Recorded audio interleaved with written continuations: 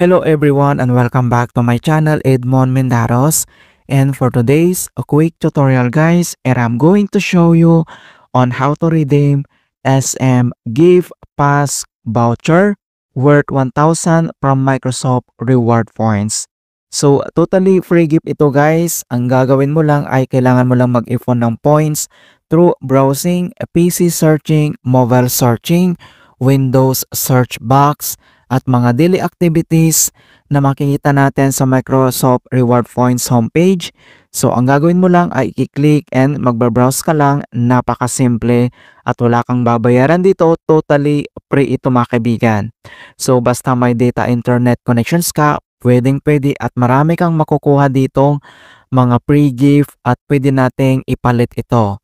Alright, so lahat ng tutorial ko about Microsoft Rewards ay ilalagay ko sa description box para mas madali na natin itong ma-access. Okay, so stay tuned ka lang at start na natin. So ang next step ay kailangan lang natin i-open yung Microsoft Edge browser natin. And next step ay kailangan mo lang i-login dito yung Microsoft account mo.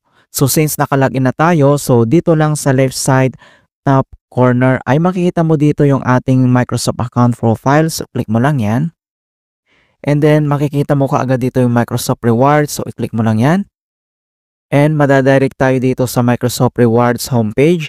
So, since naka-label 2 na tayo at mayroon na tayong available points na 35,635. So, pwedeng-pwede na tayong mag-redeem. Okay, so makikita mo dito yung earn and then tong redeem. So, i-select mo lang dito yung redeem. So, i-click mo lang yan. And dito naman sa redeem ay may mga option natin dito at marami tayong pagpipilian dito kung anong gusto nating i-redeem with the corresponding sa ating points mga kaibigan. So meron ditong SM, Max, meron ditong Roblox, Salora, ayan. And then Robinsons, and then yung Pure Gold. Yung 7-Eleven at yung GCash ay wala na dito mga kaibigan. And then marami pang iba dito kung anong gusto mong i-redeem regarding sa points mo. So since naka 35,000 na tayo, ang i-redeem natin ay yung SM gift cards na worth 1,000. Okay, so makikita mo dito yung SM, so click mo lang yan.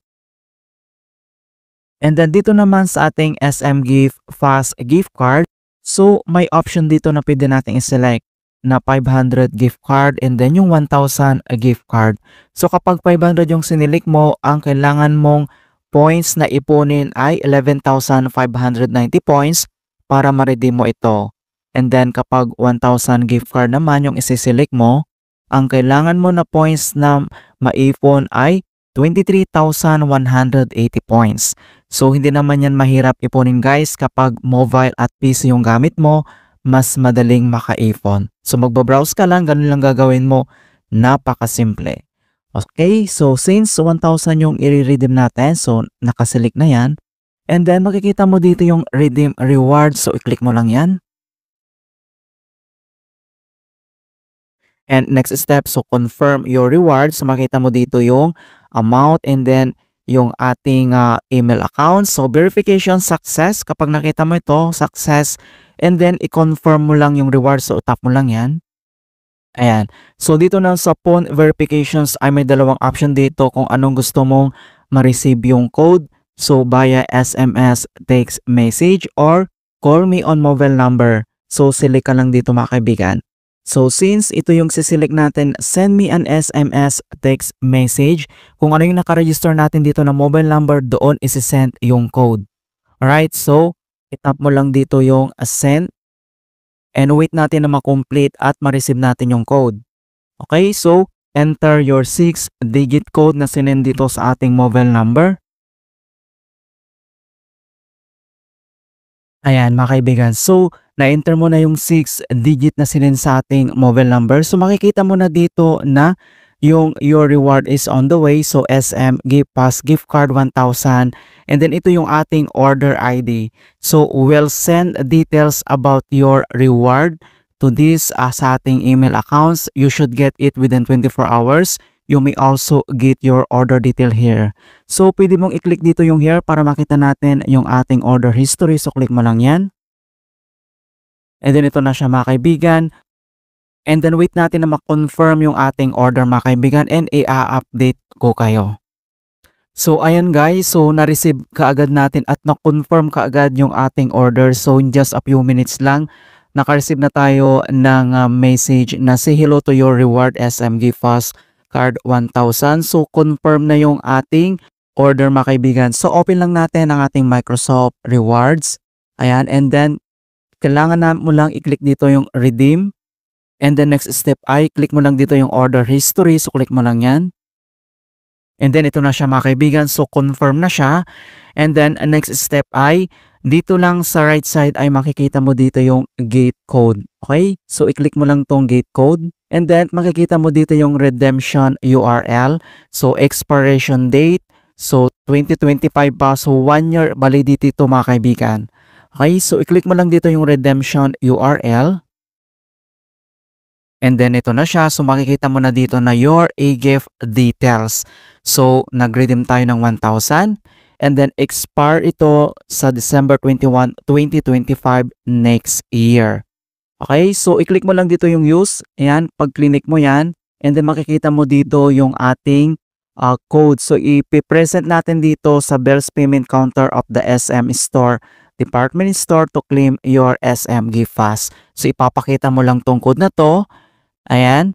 And then next step, so kung paano ba natin ito gamitin? So print or present the e-gift code.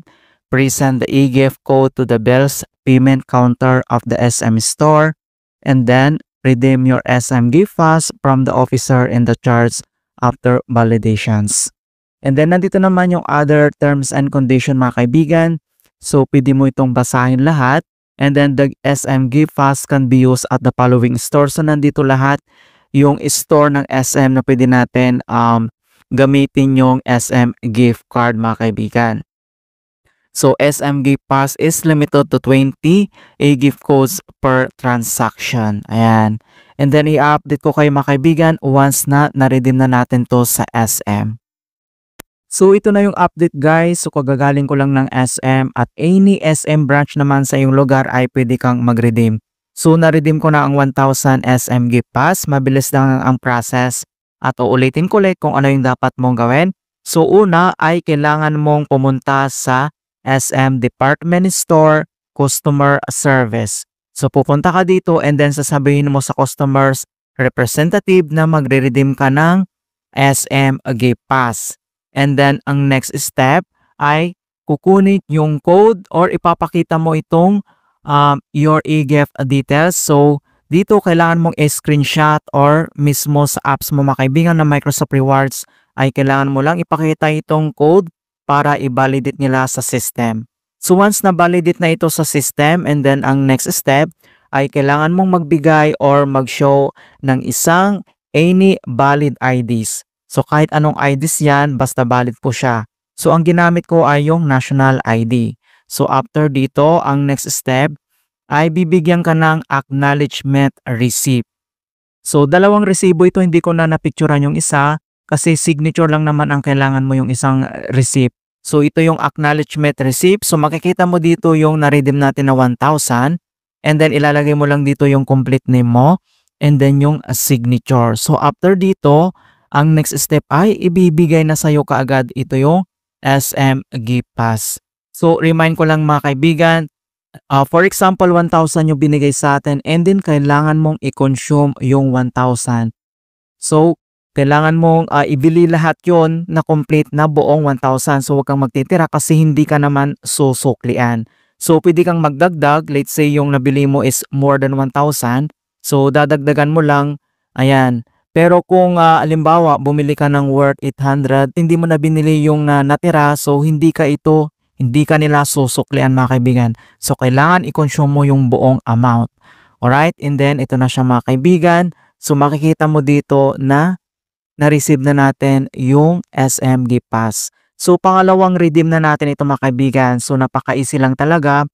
Wala kang babayaran dito. Free po ito kay Microsoft Rewards. So, kailangan mo lang mag-ipon ng points.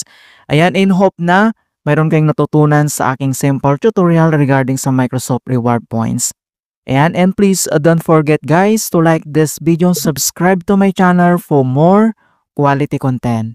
Thank you guys and see you in my next tutorial.